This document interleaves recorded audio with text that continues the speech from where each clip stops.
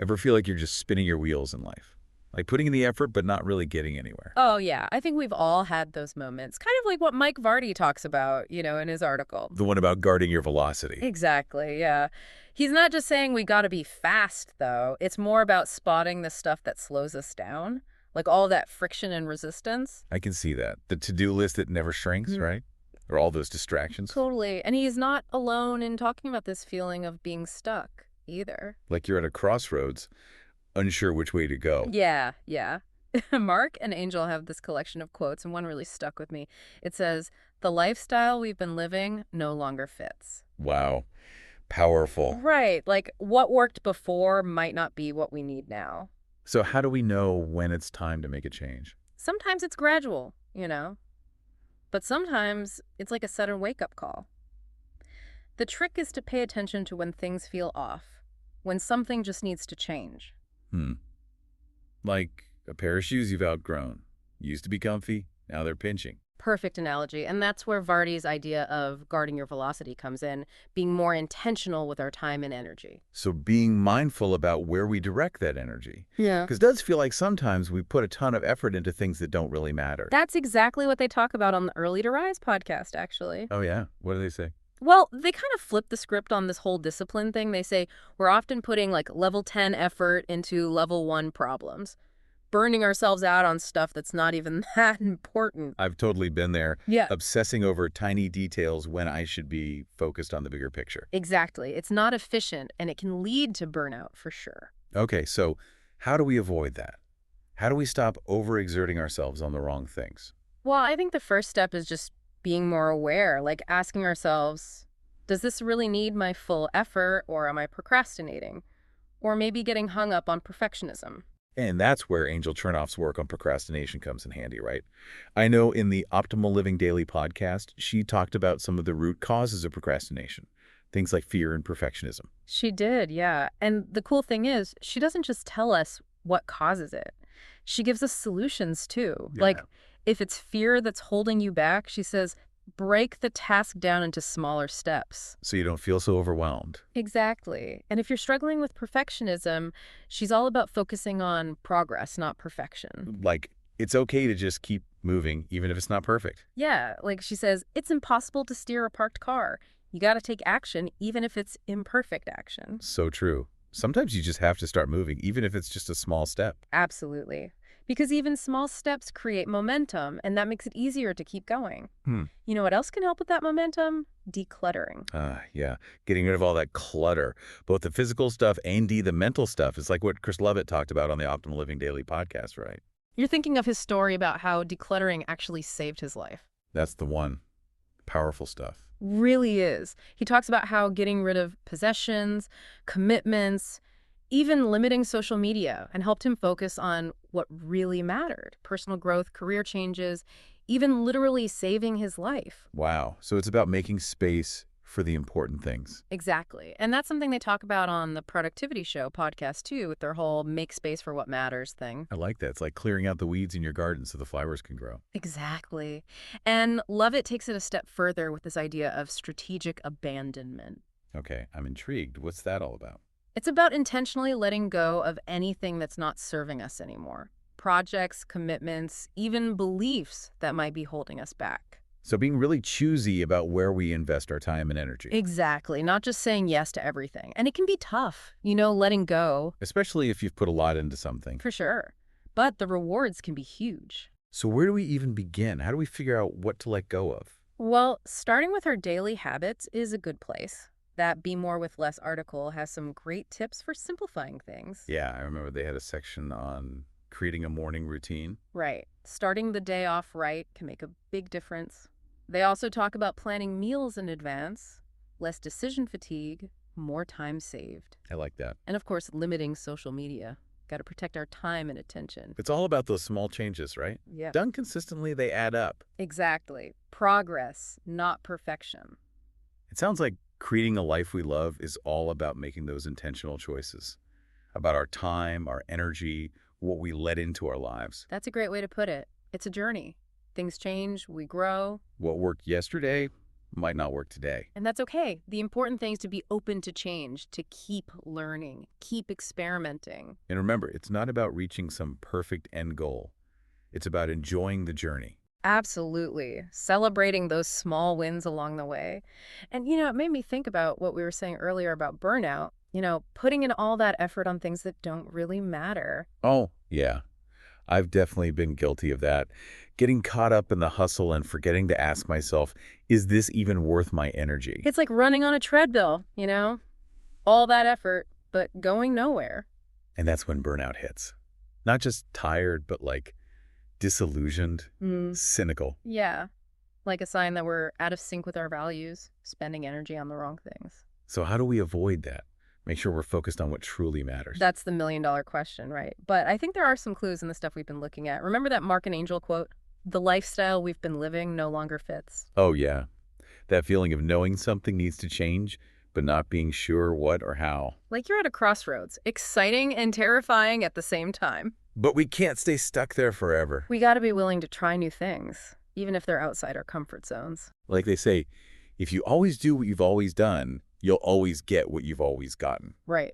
Growth means stepping outside of that comfort zone, experimenting, embracing the unknown. It's okay to make mistakes along the way. That's how we learn. Totally. So instead of letting fear or doubt hold us back, we got to take action, even if it's just a tiny step. Like Angel Chernoff said, you can't steer a parked car. I love that analogy. We got to be in motion to make things happen, to move toward what we want. It all comes back to guarding our velocity, right? It's not just about speed, it's about making sure our energy is taking us in the right direction. So how do we actually do that? Well, we've talked about a few things already. Decluttering, simplifying our habits, being careful about what information we let in. But there's another powerful tool we haven't mentioned yet. Gratitude. Gratitude, how does that fit in? I know it sounds simple, but gratitude can be a game changer. When we focus on what we're thankful for, it changes our whole perspective. It helps us appreciate the good, even when things are tough. That makes sense. It's easy to get caught up in negativity, Yeah. right? Focusing on what's wrong instead of what's right. Exactly. Gratitude helps us see things differently, and that can be so empowering. It's like that saying, gratitude turns what we have into enough. I love that. True abundance isn't about having more stuff. It's about appreciating what we already have, finding joy in the present moment. So how do we cultivate more gratitude? Is it as simple as keeping a gratitude journal?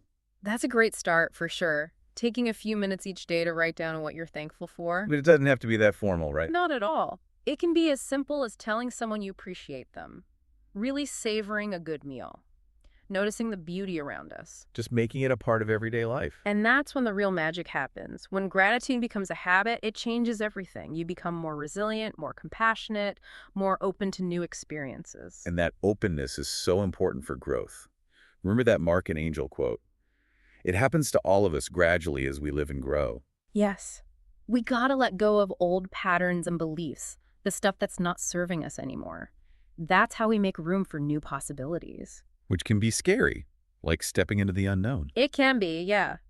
But even if we don't know exactly where we're going, we can trust that the journey will teach us what we need to know. It's like Chris Lovett's idea of strategic abandonment all over again.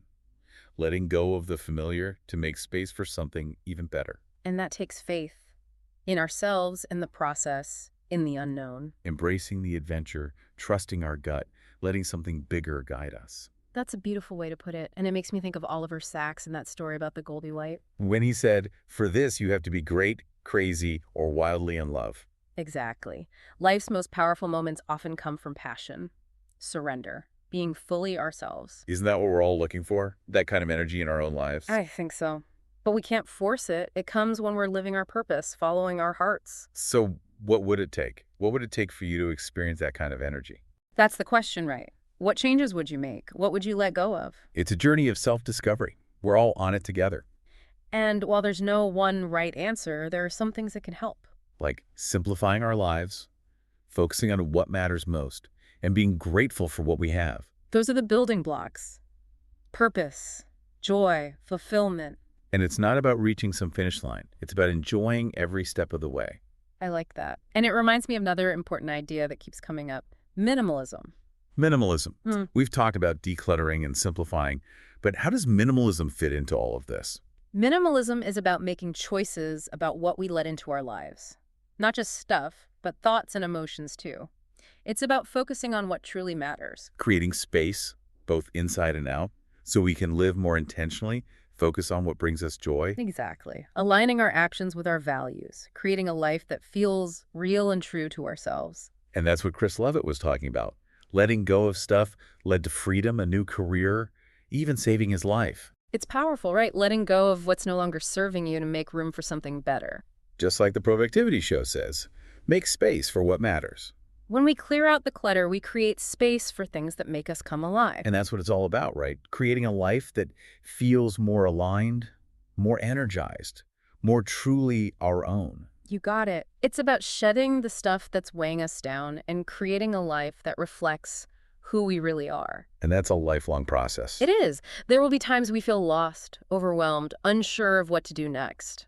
But that's okay. The important thing is to keep moving, even tiny steps forward. Keep trying new things, learning, trusting that the journey will guide us. And we're not alone in this. We have each other, all these amazing resources. We have the wisdom of others to help us along the way. It's so true. Having those connections makes such a difference. Like, we're not meant to do this alone, you know? Absolutely. Sharing those struggles and insights, even just celebrating our wins together, it makes us feel less alone, more supported. And it can be inspiring too, right? Seeing other people go through similar things. Like, it reminds us we're not the only ones. And it makes me think of something Frank Sonnenberg wrote in his blog. Why didn't you tell me? Oh, yeah. What's that about?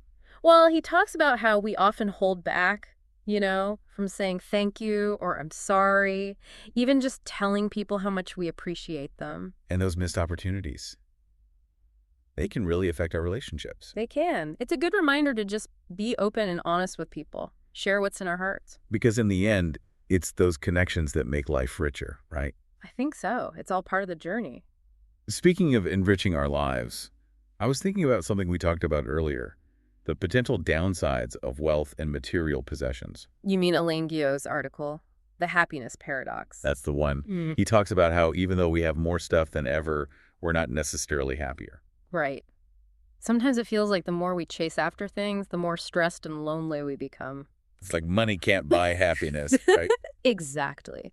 Guillau's point is that chasing wealth can distract us from what truly matters. Our relationships, our passions. We get so caught up in keeping up with everyone else that we forget to enjoy the ride. And that's where minimalism and intentional living come in. It's not about having nothing. It's about making conscious choices, choosing things that align with our values, with the kind of life we want to live. So shifting our focus from getting more to appreciating what we already have, finding the joy in the simple things. Exactly. Remembering that real wealth isn't about money. It's about our connections, our experiences, how we make a difference in the world. This whole conversation has been a great reminder that creating a life we love is an ongoing thing. It's about checking in with ourselves, letting go of what's not working, making space for what truly matters. It's about being curious, being brave, being willing to learn and grow, because like we've seen, the path to a fulfilling life isn't always a straight line. There will be bumps along the way. But those bumps can teach us a lot, right? Wow. About our own strength and resilience. They can. Often it's those tough moments that reveal our true potential, help us find new paths we might never have considered otherwise. So as we wrap up this deep dive, think about the ideas we've explored. See what sticks with you. Maybe it's simplifying your routine, decluttering your space, making time for things you love. Maybe it's connecting with someone you care about, expressing gratitude, or just taking a moment to appreciate the beauty around you. Whatever it is, remember that even small changes can make a big difference. It's never too late to start creating a life that feels more aligned, more energized, more truly yours. So keep exploring, keep questioning, and keep moving forward with intention.